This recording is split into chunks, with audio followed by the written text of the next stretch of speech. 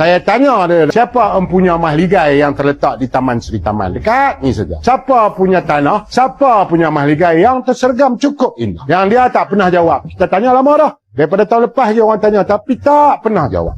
Ish, aku ni Pak Tuan, maknanya malas. Malas nak layan hang ni.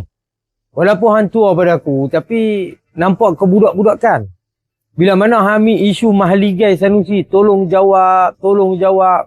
Adakah ini mahligai Sanusi? Tolong jawab. Hang sifat hang ni suka menekan. Bila hang menekan Pak Tuan, budak-budak macam aku ni terpaksa jawab. Orang tua-tua yang jenis suka sifat menekan ni. Dia ni tak ada orang apa kurang kasih sayang.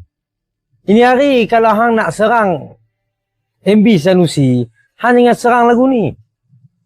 Walaupun hang nak serang isu mahligai ni juga, hang kena buat pembandingan.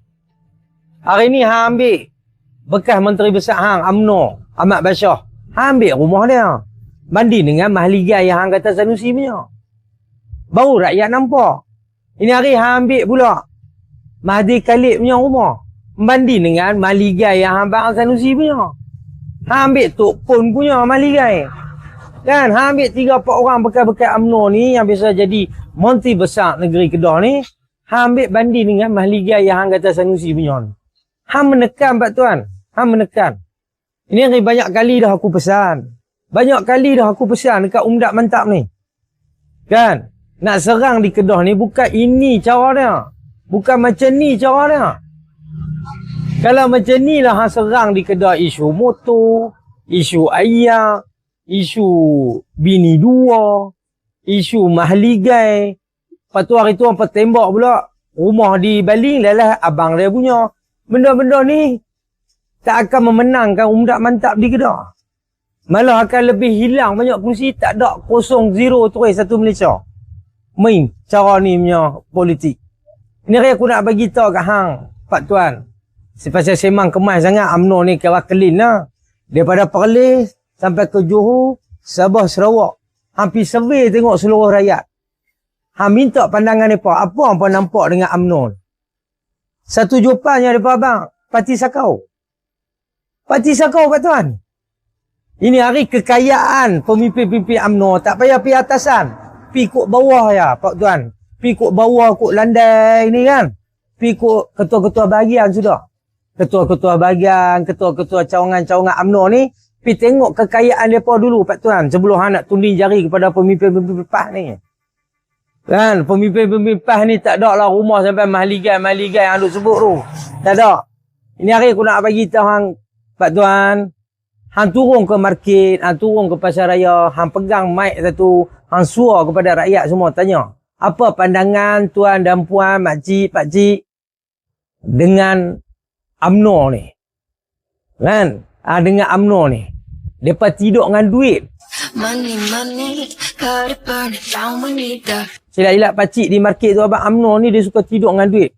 Terbukti banyak kepimpinan-kepimpinan hang masuk naik mahkamah, tangga mahkamah berlambak kira rasuah. Ini hari hang jangan duk menekan sangat Pak Tuan. Jangan menekan. Dengan cara ni hang rasa hang boleh menang di Kedah. Sorry lah Pak Tuan. Sorry lah, di sekolah boleh lah hang bohong. Pi rasmi PIBG, pi rasmi mesyuarat tu. Boleh lah hang bohong di sekolah. Kat budak-budak pelajar tu. Tapi bila hang berdepan dengan rakyat, hang nak mengatakan UMNO ni paling clean, paling bersih. Lain lah. Kalau Sanusi tu pi sakau projek juta-juta, bilion-bilion.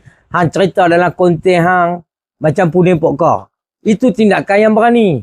Dia tuduh terus Sanusi curi REE. Itu serangan. Itu baru padu. Itu baru anak jantan. Serang terus. Bukan macam hang Pak Tuan. Betul ke? Sanusi kena jawab. Ini mahligai. Ini bukan macam hang tengok puding. Lalah ini hari.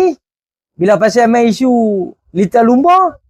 Saya serah kepada SPRM dan polis siasat. Tak berani dah Pak Tuan nak cakap. Pasal apa? Duk tunggu sama 600,000 lebih. Hang pun jangan jadi senasib macam puding pok kau Pak Tuan. Kan? Kita nak abang kepada UMNO. Kempen lah macam mana pun nak kempen pun. Pasal masa pun dah tamat. UMNO ni dah busuk sampai ke perut. Ini hari buat slogan pila. Abu ke, abeng ke, ubu ke. Kalau PRU ni hampir dengan DAP Pak Tuan. Bungkus ayat Asam.